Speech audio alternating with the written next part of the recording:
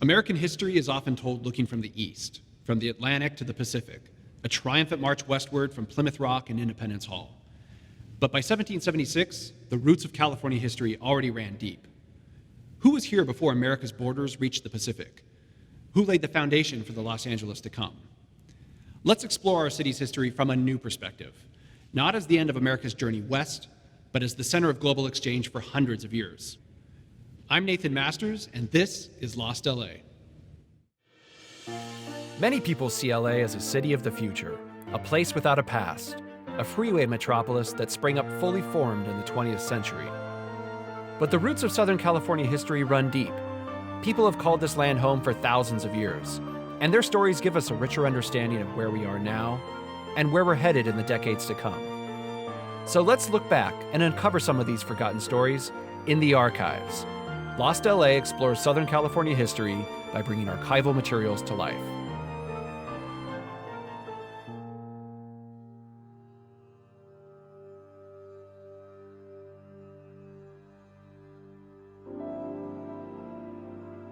If we're really going to understand the southwestern part of the United States, we have to understand multiple empires and borderlands. This term that came about the early 20th century, coined by Herbert Bolton, it was a way of shifting the narratives that were being told about American history from being really focused on the East Coast, on the history and legacy of British colonies, and then on Western migration into places like California and Los Angeles. And what Bolton did is he sort of turned that on its head, and he said, no, what we really need to do is think about what are the histories of empires in North America. When we think about our national narrative, about what defines the United States and the history of North America, most people will think of 13 colonies on the East Coast that struck as one in 1776 and formed a new nation called the United States of America. And this is the narrative that we teach our children. It's really embedded in our curriculum across the country. The problem with that narrative, even though it's true, is that it doesn't leave much room for the history of probably 80 or 90% of North America that becomes the United States. Awishkoneha, Ekwa-aha. I'm happy you were here. Moon, Moir. Bunar, bearer. Pahatkumuk, to emit light. Momat Ahiko, breath of the ocean.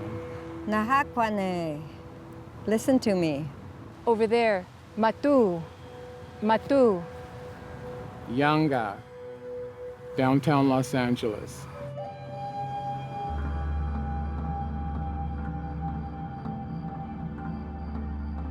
California Indian languages, like California Indian people, did not go extinct during the colonial period. Their languages survived through the descendants of people who came to the missions, and the languages also were preserved in a written form by the missionaries themselves and by some California Indians who became literate in a writing way. So we do have elements of the language that survived from the colonial period, and today we have a very strong attempt by Gabrielino and other Indians to resuscitate and recover their languages in full. The reason we don't speak it is because language is the first thing that people take in order to conquer you. They came in, and the first language that they learned was the Lord's Prayer. That they learned the words for that and then taught us the Lord's Prayer. So immediately, work against us having our own language began. And it might seem like, well, they put it in your language, but that's not really what happened. They were just easing us on down the road. And then language became a form of, they considered it a rebellion and became afraid of it. Well, I was born in Monrovia and I was raised in St. Gabriel, and I was baptized at the mission. But I barely remember my great-grandmother, you know, we used to call her Nanita. And she's the one that we used to ask her, you know, what she was, and said, are you Indian, Anita? No, I don't know what I am. My dad always said, you know, we're Gabrielino Indians. And I was the first person to tell him, like, no, Dad, we go by Tongva now. That's the original name of the people. I love my mission. I love my mission. And every time I get close to St. Gabriel, my heart just pumps, you know, I feel like I'm home. And because I'm sorry, but that's a different reality for her. Yeah. You know, the mission represents something else to me. It represents oppression. It represents colonization. It represents a loss. So there's that generational thing too, where some people, if that's all they had, then, you know, that's what they attach to. It feels heavy. It's thick. It's a thick air that I breathe when I'm there. But you can't deny history, and you just have to accept it and educate people on the reality of what the missions did. Maybe in your schooling, the missions were a little bit of a source of controversy. Did you get into some of that when you were studying them, if those of you are from California? So those people were here before, right? And the Spanish arrived and they founded this mission as a place to bring the Christian faith to the Indians. They didn't always have a high opinion of the culture of the Tongva people. People lived within the boundaries and they had to stay here, and the price for staying here was baptism.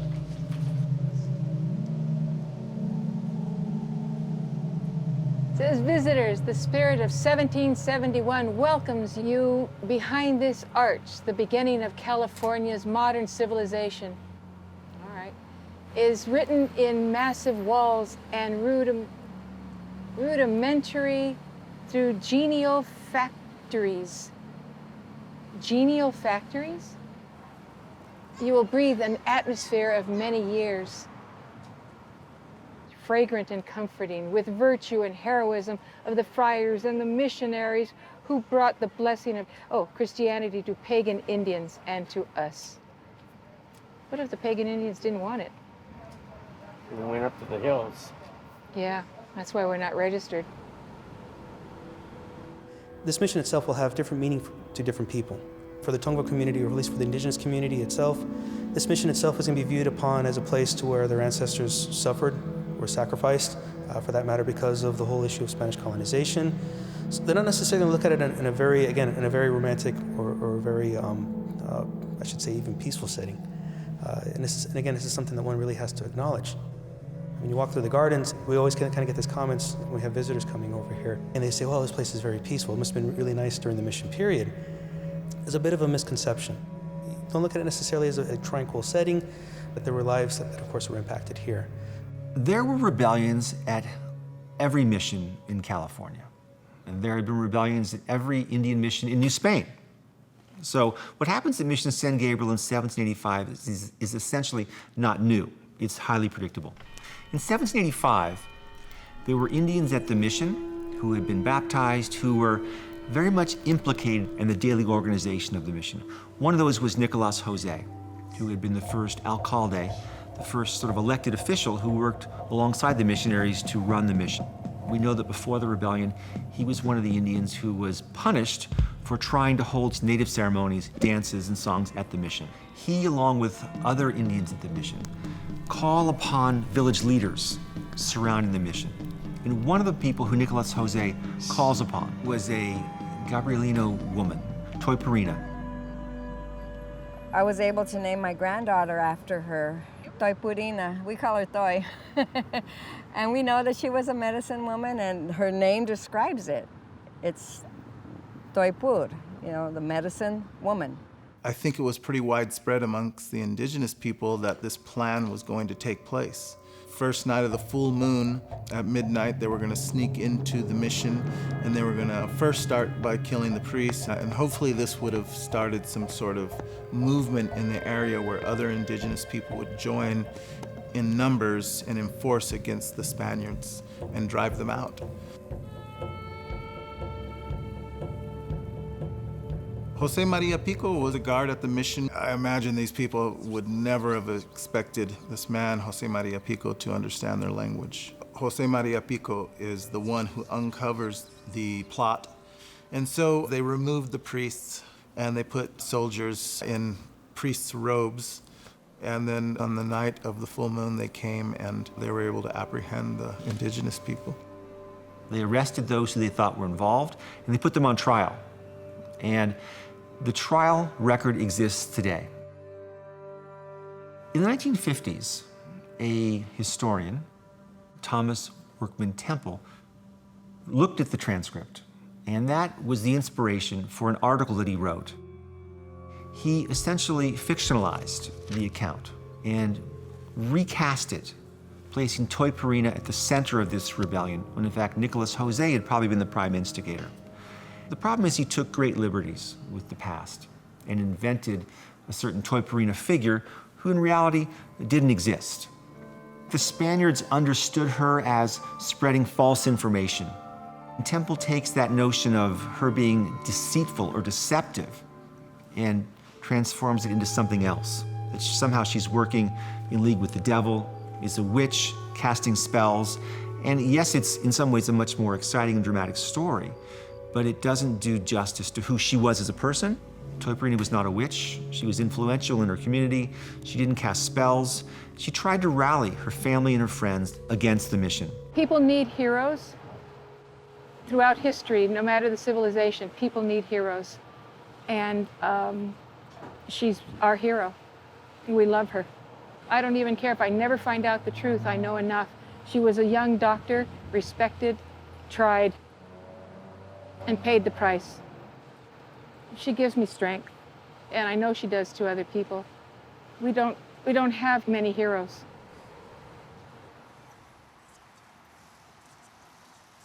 Two years after the rebellion, she was baptized at Mission San Gabriel. Toypurina is sent to Monterrey, where she ultimately marries a Spanish soldier and has kids and seems to have blended into the colonial population. Thomas Temple sees this as a great triumph of Catholicism over native belief and of sort of the ultimate triumph of the missionaries over native populations. We don't really know if that's the case. What most likely occurred is that she somehow tried to survive. She lived a life between the native world and the Spanish world, and she, like her husband, were essentially transitional figures who were mestizos negotiating a very complicated world. So when the Spanish arrived in Southern California, they brought with them over 250 years of practice at implementing colonial designs. And one of the things that they brought with them was a very complex system of racial and ethnic categories. They were looking at what are the different combinations of races and ethnicities in our society, from indigenous to pure-blooded Spanish to people of African descent who had been brought as slaves to the New World, and then all of the mixtures that came from that. That's unusual for an American audience to try to wrap their heads around, is that actually the system of racial categorization was flexible, particularly if you had economic or political power. Spain is such a tiny nation compared to this vast continent. How did they gain control over such vast amounts of land without having the population to do so? The way they did is they turned everybody else into Spanish. So there was space in this new town of Los Angeles for those who'd been born at a lower racial or ethnic caste, mulatto, to actually apply to the Spanish government and provide evidence of political and economic success and request that they be recategorized as Espanol. In 1790, Spain did a census, and they did it from all the way in South America down up to California. And they listed José María Pico, his caste, as Español. So José María Pico, who was the father of Pío Pico, did change caste. Pío Pico had African blood.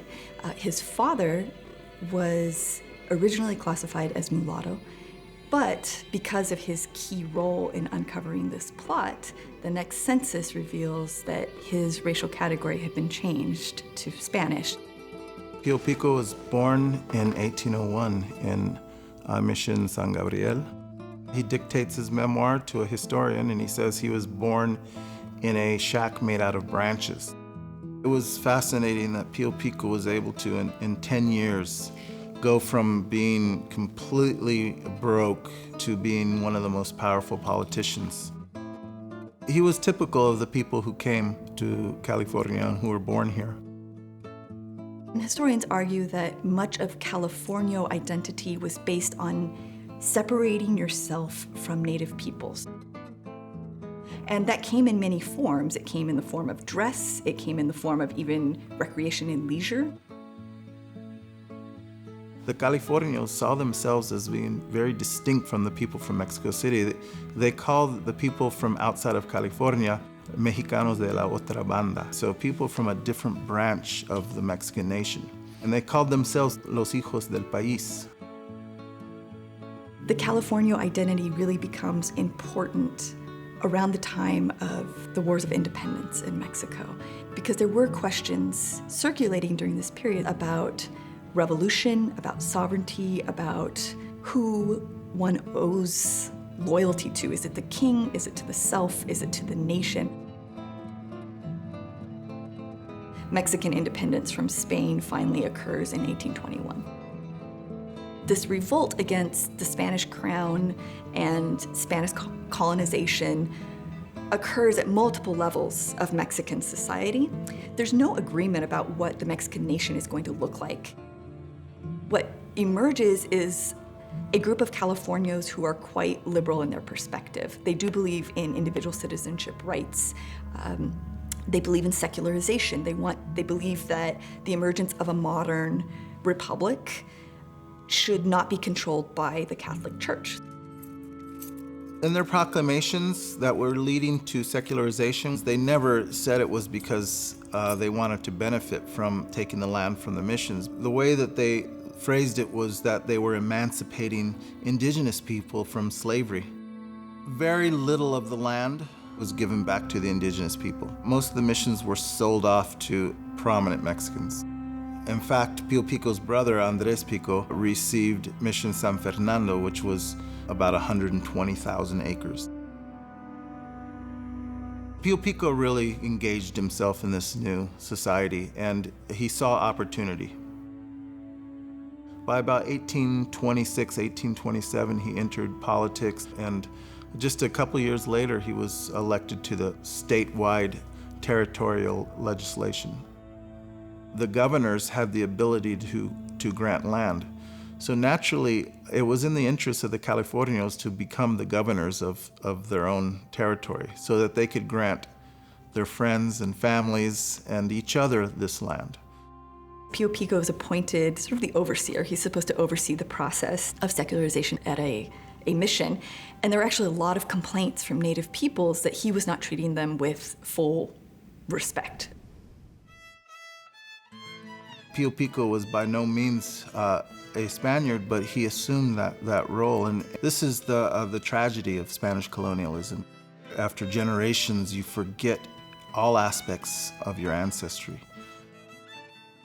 And so that relationship was really a bitter one. They saw the indigenous people as savage, even though if they looked in the mirror, they would often see an indigenous person.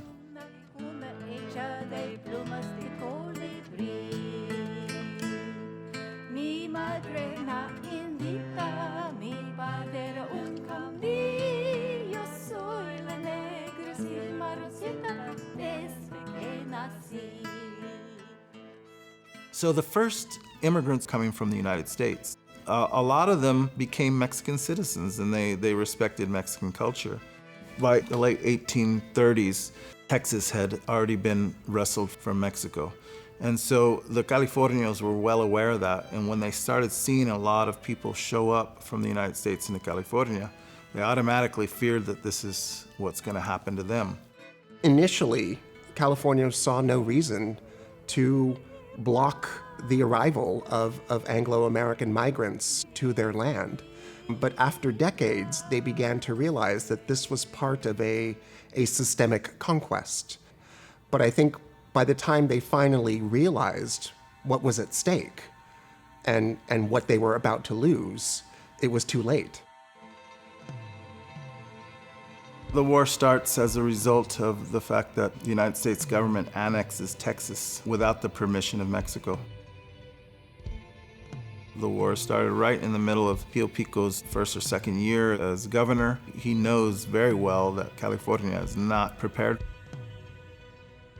He actually receives a letter from Santa Anna, the president of Mexico, and he says, You know, I congratulate you Californios on your battle, on your victory against our enemy. You guys are very courageous, but we simply can't spare the reinforcements. The capital of Mexico is under attack. Please keep on fighting, but unfortunately we can't send help.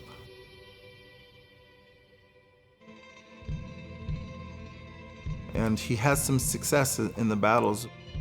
The United States, they sent 2 forces by land, and they also occupied the main ports of California with war battleships. The war in California actually ended a year before the overall war ended. It ended in 1847. Andres Pico signs papers capitulating to the United States.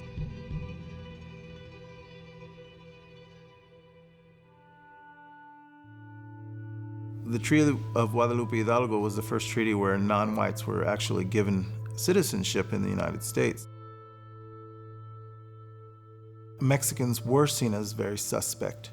And this is really where Pio Pico's had that feeling that, man, we're quickly becoming foreigners in our native land.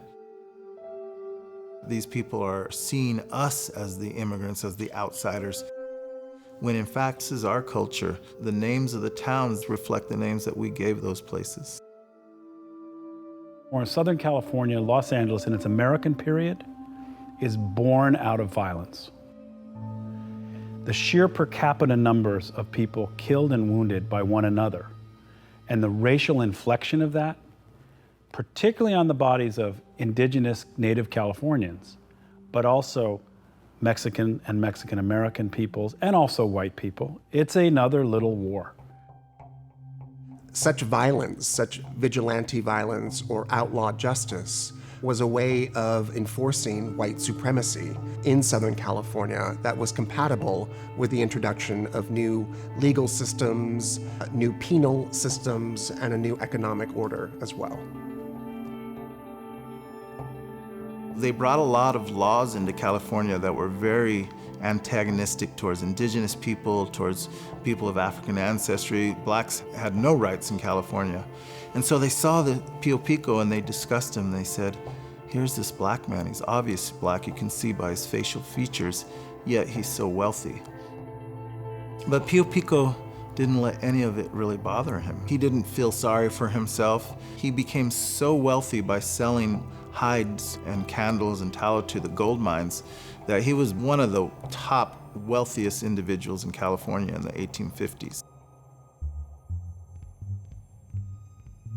So he opened the Pico House in 1870, and this is a result of selling the Mission San Fernando, which he gained from his brother. The Pico House was a luxurious hotel in downtown Los Angeles in the Plaza area, the founding area that the Californios had built this town from. And so at that time it was being pushed aside, but to Pio Pico he saw it as a symbol of what the Californios were all about.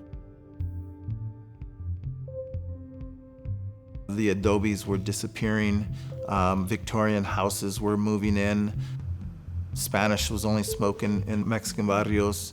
The Californios were no longer a threat politically, and so they were able to be romanticized.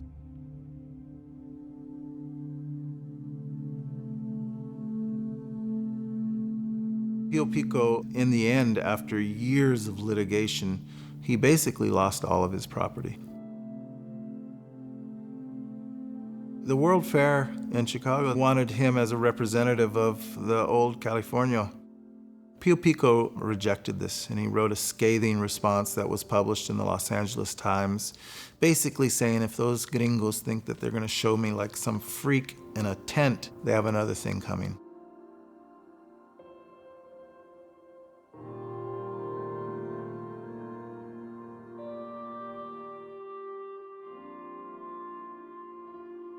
Mention the name Pico to most Angelinos, they'll say, oh, the street, or maybe the house, which he did build, the hotel at La Plaza. I think if you say Toyperina to most Angelinos, they probably have no idea who you're talking about. But why I think they're important is because they really represent, from the moment that Los Angeles is born as a city, its incredible racial and ethnic diversity. There is a cultural reflex that tends to, if not erase, at least isolate and challenge the recent Mexican past as something that existed then. There's a continuity in our present to our past. California's Spanishness is woven deeply into the cultural DNA of this place, demographically, genetically, historically, by way of population. Angelenos of today may not appreciate the sheer velocity of it. It happens over the course of a couple of lifetimes, where Los Angeles goes through its violent ordeal of American birth, a rough and tumble adolescence, and now a maturity of mixed blessings.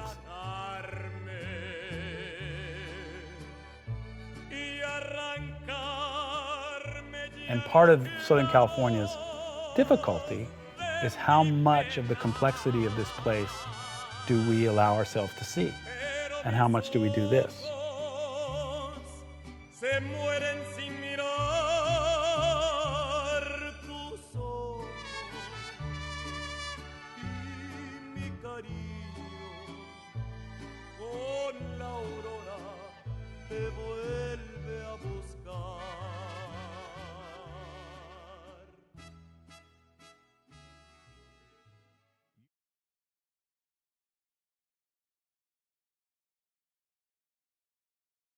Union Bank is proud to support Lost LA. Additional funding for Lost LA made possible in part by the Ralph M. Parsons Foundation, California State Library, Anne Ray Foundation, and California Humanities.